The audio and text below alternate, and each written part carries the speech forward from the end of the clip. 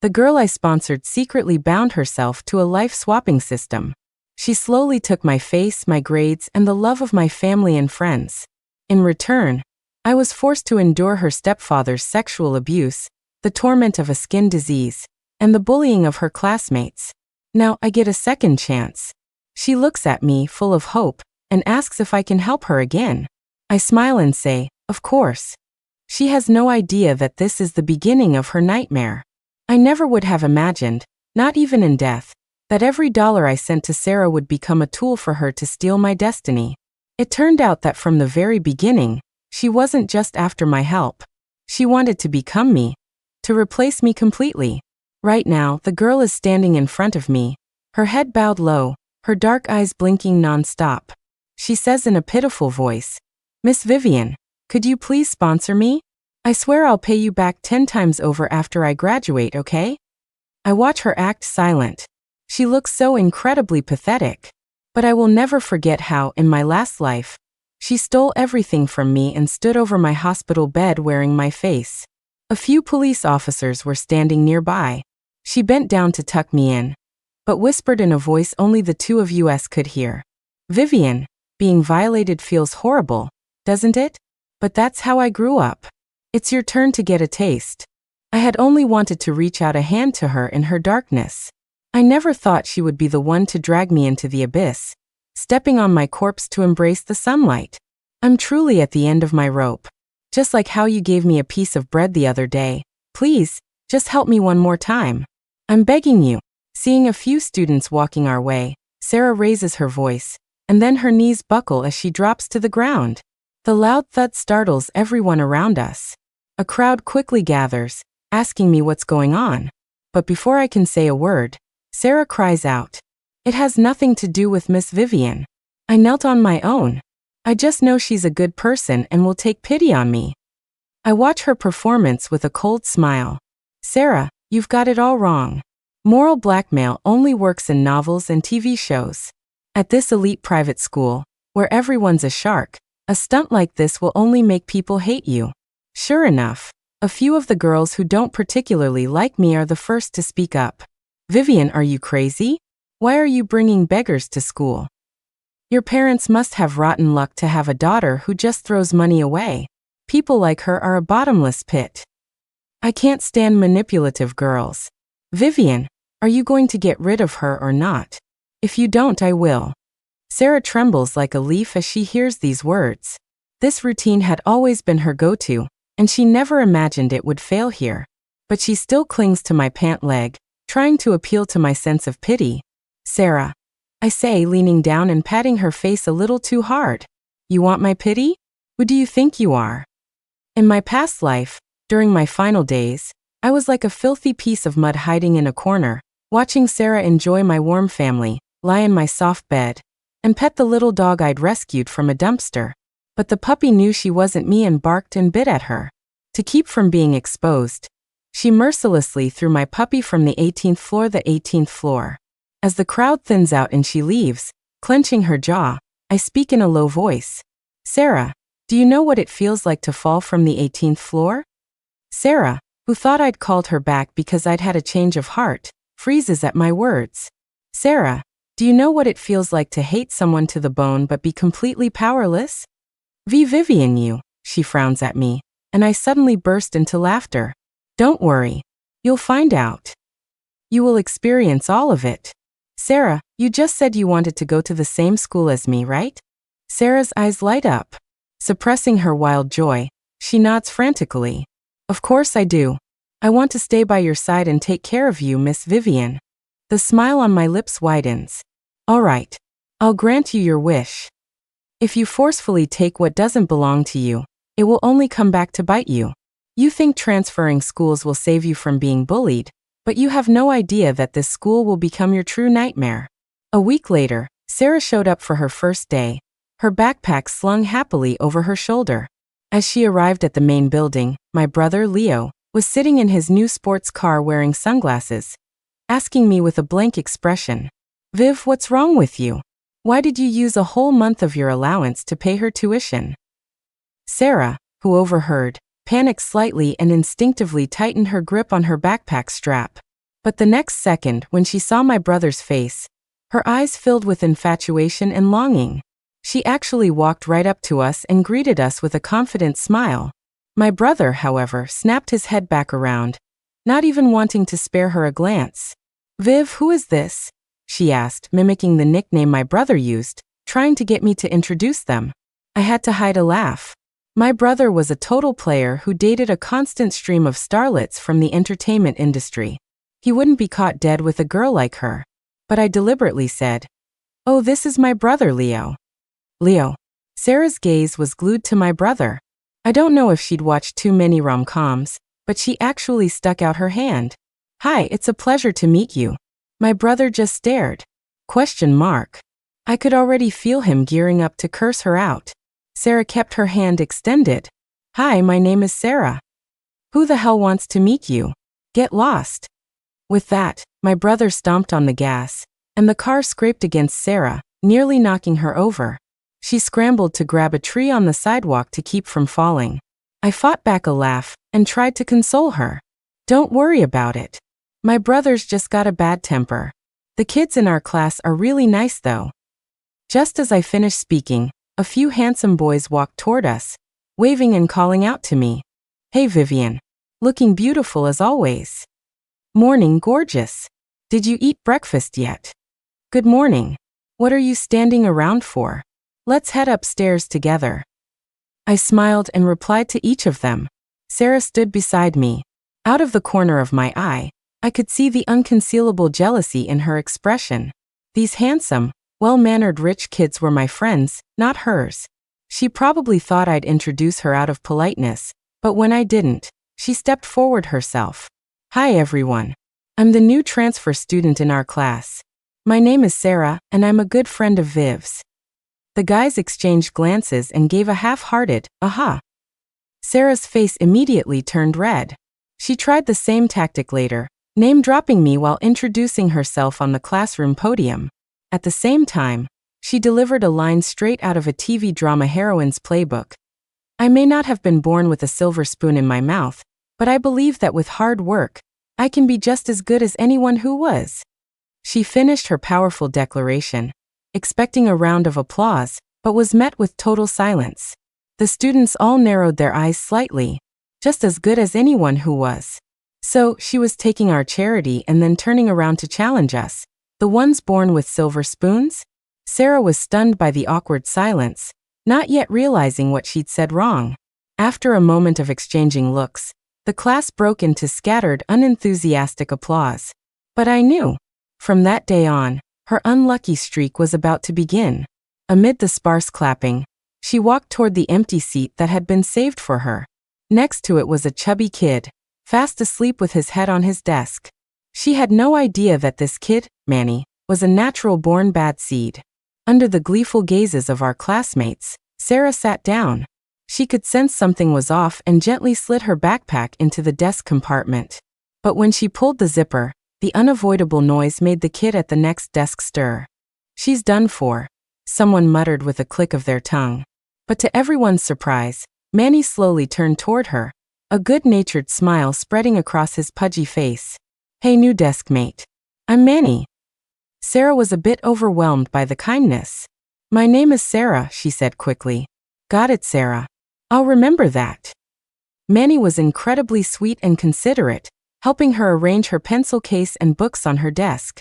He even pulled a pastry out of his own desk and gave it to her. For the rest of the morning, the two of them whispered to each other whenever the teacher wasn't looking. I occasionally overheard Manny say things like, "Sigh, this school isn't all that great. Everyone's so judgmental.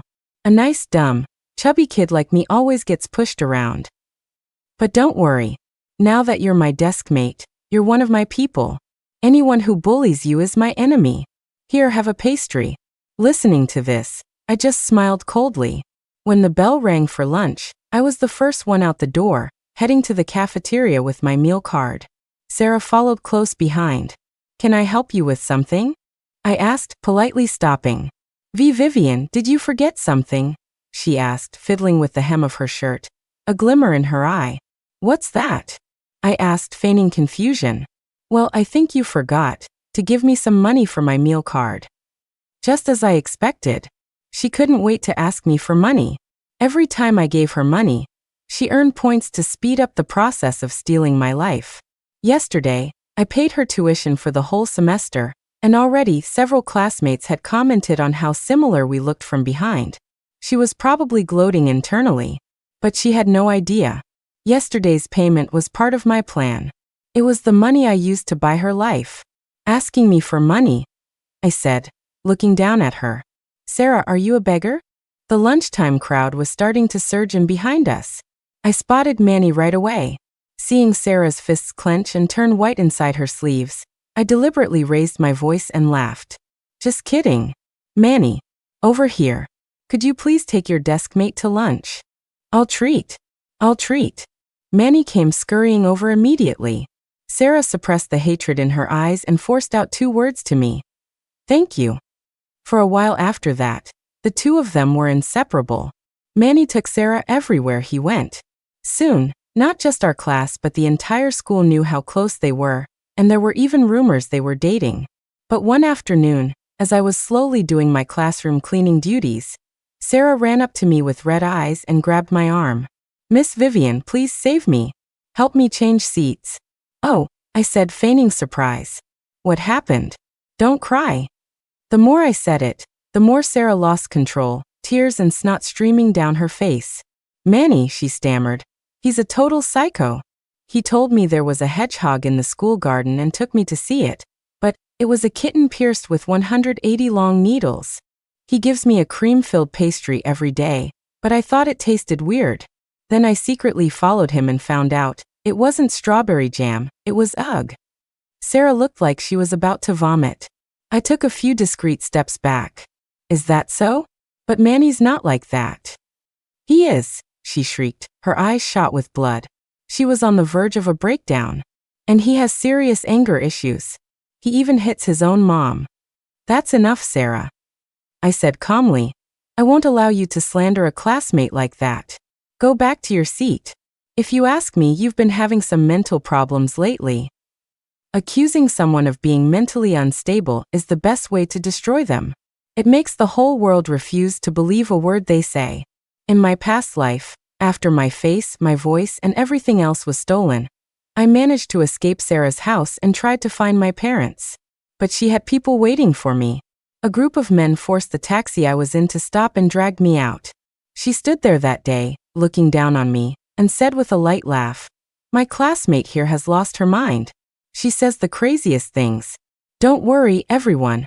I'm taking her to a psychiatric hospital. I, Vivian, will cover all the expenses." She crouched down, watching as her bodyguards pushed my face into the dirt, poking at me like I was an ant. You know, wouldn't it have been better to just stay put in that house? You just had to run out. Sigh. I guess I'll have to see you off.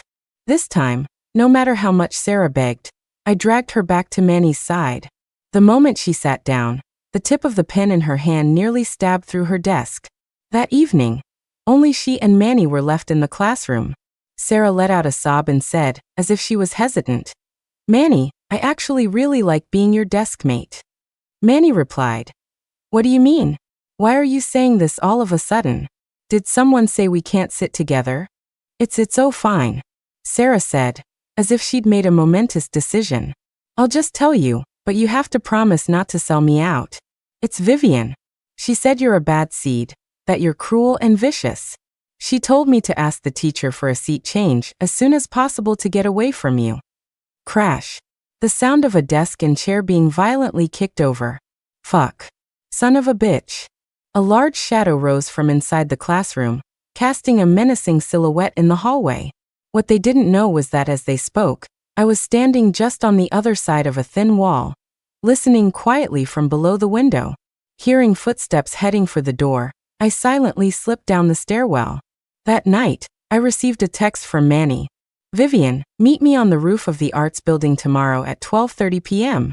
There's something I want to tell you." I waited a few seconds before replying. "Okay."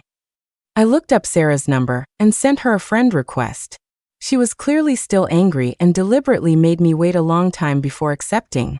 After she added me, I typed first, "Sarah, the seasons are changing. Do Do you have money for the new uniform?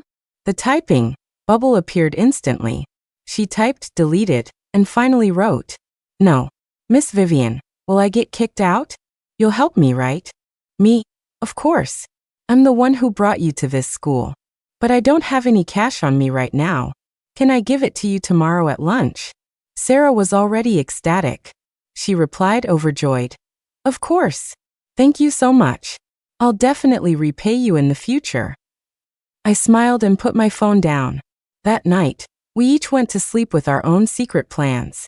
When I woke up the next day, I saw that Sarah had changed her social media background and profile picture to ones that were nearly identical to mine.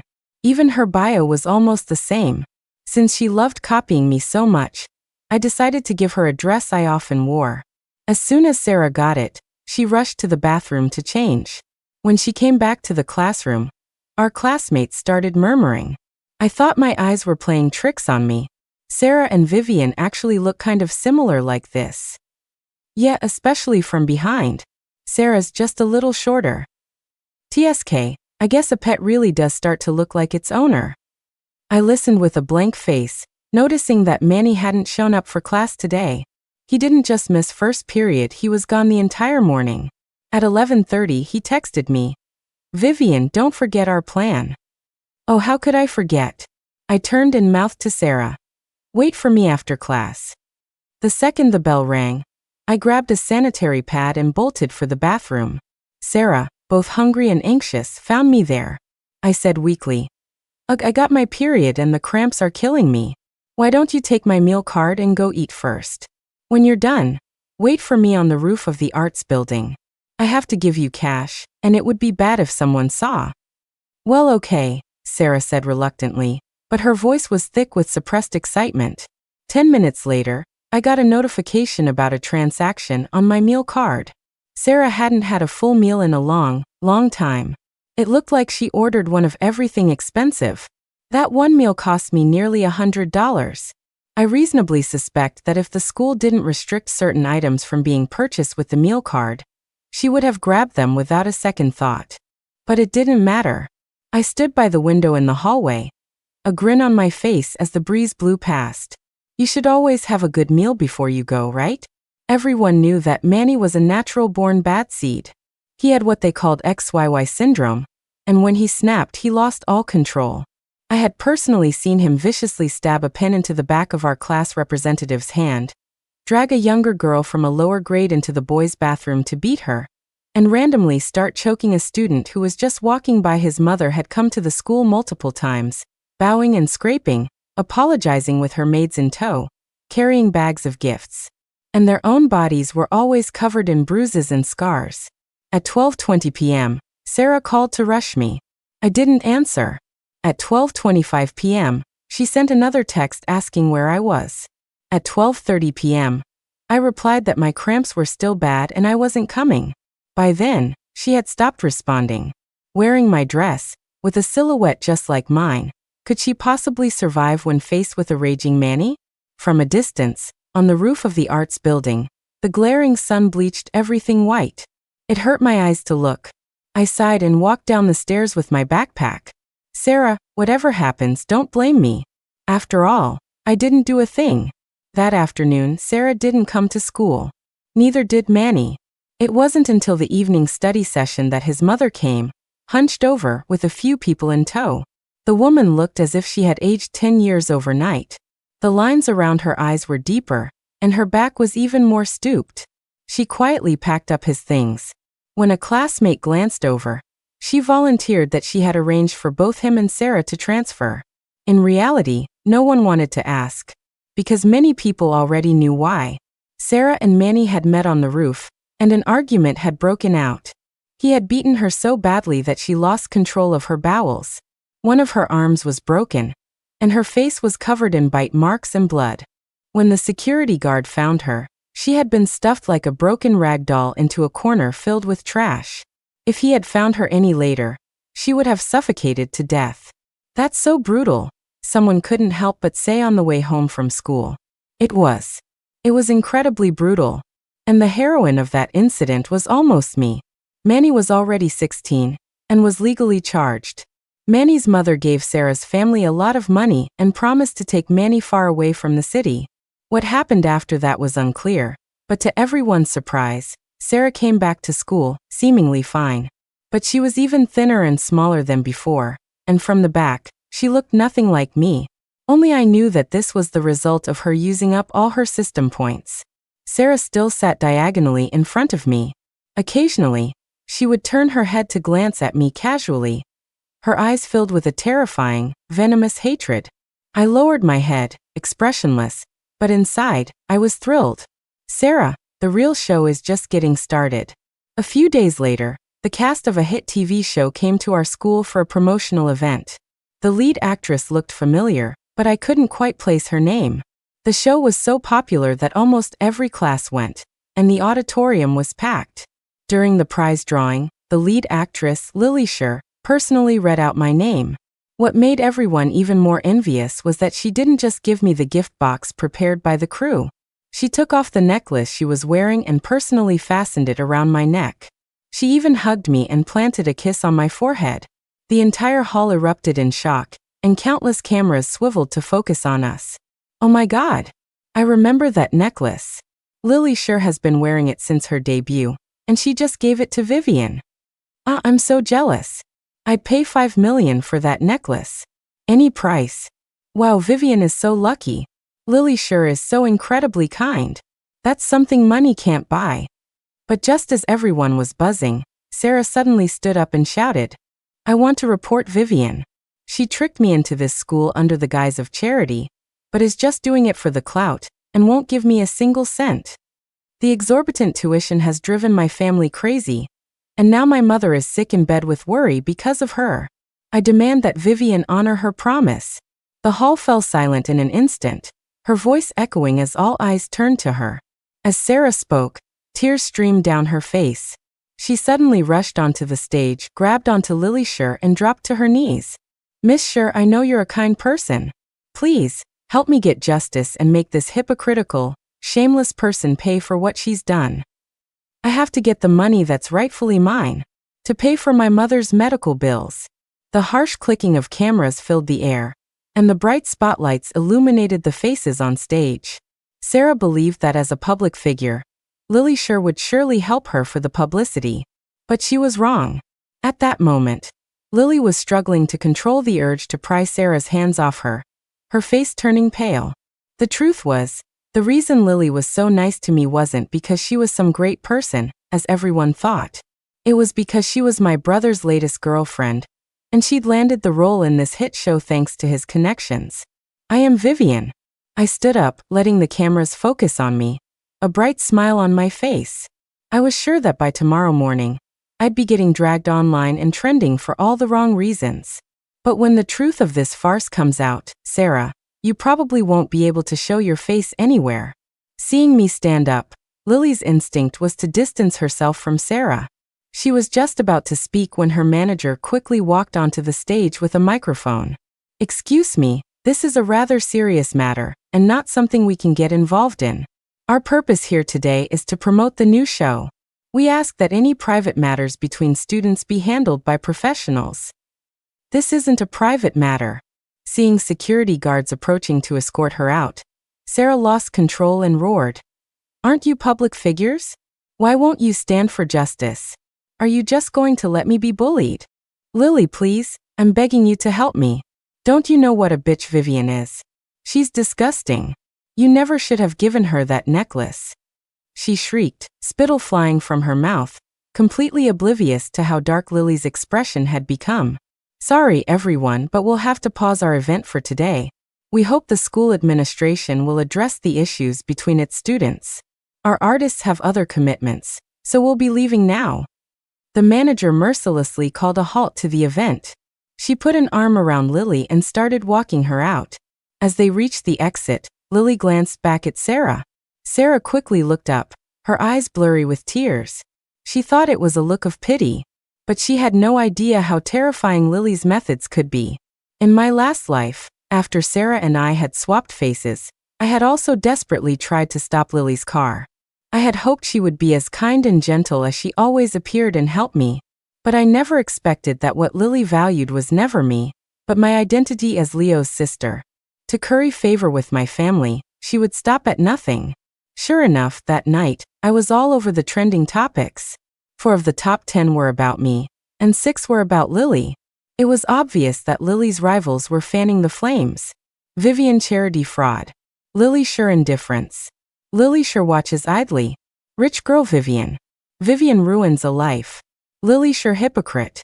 The comments section was a unified attack on us. This Vivian girl looks so innocent. How can she be so disgusting? Rich people have no conscience. They're all two-faced. Hope her family goes bankrupt soon. I feel so bad for that other girl, being victimized for no reason. Lily sure is disgusting too. Did she take money from Vivian's parents? As a public figure, she should have spoken up. Yeah, Lily came from a humble background herself. She really looks down on people now that she's famous. Someone even claiming to be my classmate came out with a scoop, saying I wasn't a rich girl at all, but an escort. I had just gotten out of the shower and was slowly scrolling through X while blow-drying my hair. The insults, the attacks, I had come this far, and I was long past caring about such things. Sarah would never understand that being a true heiress wasn't just about having a prominent family. Suddenly, an unknown number called. The moment I answered, I heard Lily's tear-choked voice. I'm so sorry, Viv. I know the whole truth now. It was my fault for not protecting you. I don't mind taking the heat for the online hate, but I'm so sorry you got dragged into this. I feel like I could just die right now. I'm having a complete breakdown. I listened to her performance with a smile. I knew that just before this call, my brother must have chewed her out and told her to apologize to me personally. Sure enough, when I refreshed the trending page, the topics about me were already losing heat. It's okay, Lily, I said, sniffing loudly. They're just rumors. That girl, Sarah, has always had mental issues. She was dating a guy in our class, and he beat her up pretty bad. I think she must have lost it after that. There was a moment of silence on the other end. Then Lily asked in a chilling tone. That incident, it hit her hard? I guess so, I said, sobbing. I can't really say for sure. If you have time, Lily, you could have someone investigate at our school. Everyone in our class knows they were dating. I never doubted the PR departments of celebrities. Even without my suggestion, her team was surely digging up everything they could on Sarah. I was just giving her an angle that would completely ruin Sarah. When I woke up the next morning, our names had been completely scrubbed from the trending topics. In their place were Sarah's stepfather and her tearful mother. Her stepfather, having been paid off, admitted to the cameras without any shame that Sarah had been trying to latch onto me, forcing me to pay to get her into the school. Sarah's mother, her face rosy and healthy, tearfully disowned her daughter to the reporters, saying she was in perfect health and had never been sick with worry over me. Tears streamed from her eyes, but Sarah's stepfather quickly cut the interview short with an impatient gesture. At the same time, my classmates all came forward to vouch for me, and even the receipt for Sarah's tuition payment was posted online. The public narrative flipped instantly. Countless onlookers cried out that they'd been duped and started tearing into Sarah. WTF? Were you just using our sympathy? This is literally the story of the farmer and the snake. Some people you just can't help. Help them, and they'll cling to you for life. This girl is so gross. Being poor doesn't make you right. Who owes her anything? I apologized to Vivian and Lily, sure. But it didn't end there. A new topic started trending. Sarah abortion. I have to say, Lily is truly ruthless. The rumor about Sarah dating Manny was just something I had subtly encouraged in our class. But Lily's team went straight for the jugular, claiming they'd had a sexual relationship and that Sarah had an abortion. The accompanying photo was the one of Sarah covered in blood with bite marks on her face, with the caption, "A crazy love affair." I was drinking water when I saw that and nearly choked to death. Sarah desperately wanted to come forward and explain that she was the victim, but she hadn't considered that releasing this story would also drag Manny's family into it. Her family had already made a deal with his. If she dared to clarify the truth, she would inevitably ruin Manny. Not only would her stepfather, who had taken their money, forbid it, but Manny's family wouldn't allow it either. With this new development, under pressure from all sides, the school expelled Sarah. Her highest level of education would forever be junior high. In the end, she never came out with an explanation.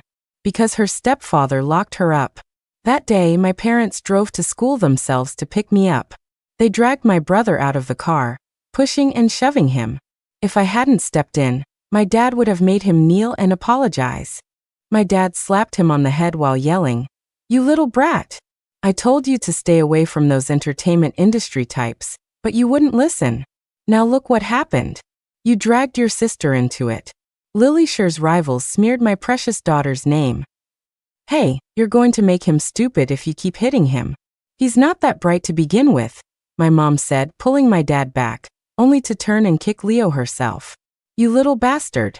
I'll kill you." I put my hand on my forehead. My parents and their explosive tempers. Leo looked at me, on the verge of tears, pressing his hands together and begging me to say something nice for him. All right, Mom, Dad, stop it. It's not easy for him either." I'd had enough of a laugh, so I stepped in front of Leo to shield him. He quickly hid behind me, clinging to my clothes. I chuckled. "Mom, Dad, it's not a big deal. A few mean words online don't hurt me. I really don't care." But it hurts Mommy's heart. My mom was actually crying now. She rushed over to hug me, shoving Leo aside in the process. My dad's voice choked up as he joined our group hug. At that moment, Leo was left standing alone in the cold wind, looking a bit superfluous. Our little baby has never been wronged like this before. All those people who insulted you for no reason, Mom is going to sue every single one of them and make them apologize publicly. My dad added angrily, "That's right. Whether it's LilyShare or her rivals, I'll make sure they're all wiped from the entertainment industry. There's no shortage of new talent. We'll just ruin them and promote new ones." I knew my dad had the power to do it. After all, my brother's investments already controlled nearly half of the entertainment industry. If his old man got involved, it would cause an earthquake. "Mom, Dad, don't just stand there talking," Leo said, shivering. "Let's go home and eat. Didn't you tell the chef to make a bunch of dishes? They'll get cold." "He's right. Let's go, my precious daughter. Let's go home and eat." My parents immediately ushered me toward the car. Just as we reached the door, they both turned around in unison. Leo, who had just breathed a sigh of relief, instantly tensed up. You can run home." The long-missed warmth of family. A fragrant dinner, with my favorite braised pork ribs and tomato beef stew. Our housekeeper sat beside me, smiling and watching me eat, joining my parents in constantly adding food to my plate. I used to complain endlessly about how busy my parents were, how they were rarely home, and I always felt a strange distance from them. But after living two lives, I finally understood how deeply they loved me. Woof, woof. Something furry rubbed against my leg and gave a soft bark. A shiver ran through my entire body. It was my puppy. That's right, at this point in my previous life he was still alive. Thank God he was still alive. The tearing pain in my heart felt like it had been instantly filled and healed. Tears streamed uncontrollably from my eyes. I scooped up my puppy, hugging and kissing him. He grinned, his mouth open, and gently licked my face. By the time Leo got home, I was already full, slumped in my chair and burping. My parents had finally cooled down and gestured for him to come eat the leftovers. Leo came over, looking pathetic, while my parents had already gone upstairs to rest. I stayed to eat with him. He seemed famished, wolfing down his food. I suddenly asked a crucial question. On the way here, Mom and Dad were cursing out a lot of people. But what about the one who started it all, Sarah? What did you do to her? I knew my parents very well. If they didn't mention someone, it could only mean two things. One, that person was already dead. Two, what had happened to that person was something they didn't want me to know, for fear of dirtying my ears. Sure enough, from Leo's hesitant reaction, it was the latter. What could happen to her? She was probably just taken home by her stepfather, got a good talking to. Puffed, she deserved it. Viv, don't ask about this stuff. It's not for kids to hear. Haha, okay. You eat, big brother. Good night. I laughed, picked up my puppy, and went back to my bedroom. Mom, Dad, and my brother, none of them knew. I was no longer the naive little girl they remembered. I wasn't the old Vivian anymore. My bedroom was on the third floor of our villa, with a window overlooking a large lawn and dense trees. I once joked to my brother that it would be hard to spot someone hiding there. Suddenly, the moment I opened the door, my puppy let out a sharp woof. He squirmed out of my arms and dashed toward the window. I immediately realized what was happening and rushed forward to scoop him up. "Hey, little guy, what are you barking at? Be a good boy, I tried my best to soothe him, but out of the corner of my eye, I saw a dark figure crouched among the trees, pressed against a trunk. A monstrous face flashed in my mind. The person who had given me endless nightmares in my past life. Sarah's stepfather. He had a long criminal record. For him, scaling a wall or picking a lock was probably child's play. In that moment, it took every ounce of my strength to stop myself from trembling in fear. I deliberately said in a loud voice, "Mom, I'm going to be home late tomorrow. I'm going to stay for the evening study session when the classroom is empty." A moment later, the dark figure flickered and disappeared. When Sarah's stepfather found me at school, I was working on a math problem. I had learned all this material in my past life, and starting over, I wanted to get into Harvard on my own merit. Everyone else had gone out to have fun, leaving me alone in the classroom. I don't know how the man got in. He seemed to have been drinking, and his eyes were bloodshot when he saw me. You're Vivian?" He walked into the classroom, closing the door behind him. I sat in my seat and watched him nodding. "Sarah said it. Your family's loaded. Your family's loaded." He slurred his words. Maybe the alcohol was making him hot, because he started taking off his shirt. "Never been with a guy before, have ya? Purest age, a little Lolita and an older man are the perfect match." He started walking toward me, faster and faster. He didn't know that I had already called my bodyguards, and had them waiting nearby. I was wearing a communication device. The moment I said the word, they could break down the door in seconds. I stood up and started screaming, struggling, and throwing things. In the next instant, the door was kicked open by the bodyguards.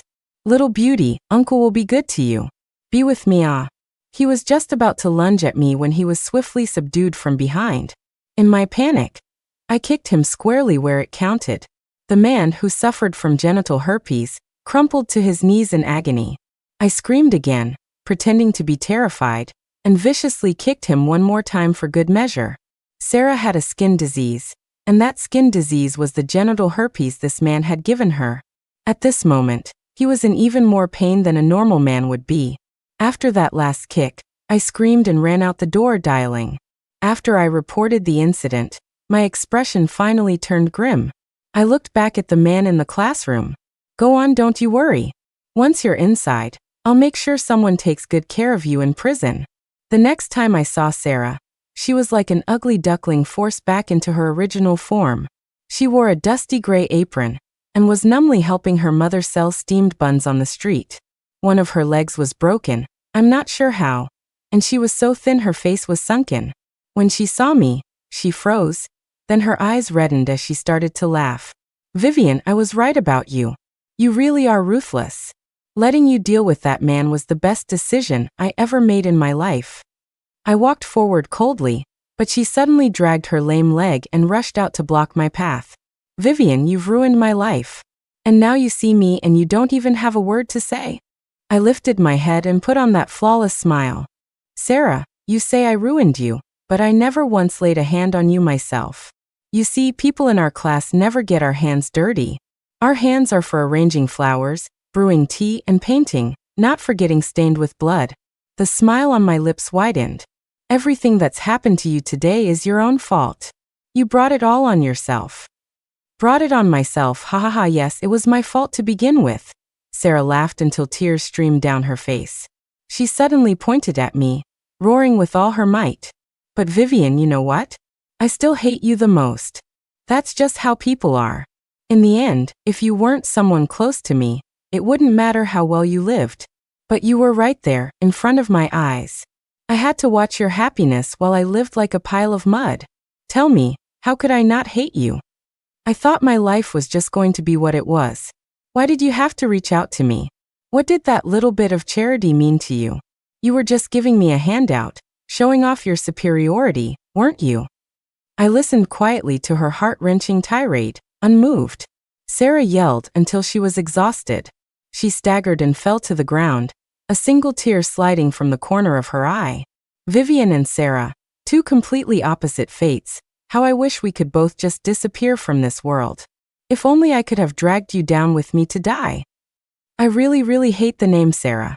You have no idea. Every day on the first page of my notebooks, I would write Vivian over and over, then erase it again and again. A car horn blared in the distance. She looked up at me with a tragic smile. But I didn't lose completely. At least for one lifetime, I truly lived as you. That humiliating life, that disgusting home. I never want to go back. The screech of brakes tore through the air.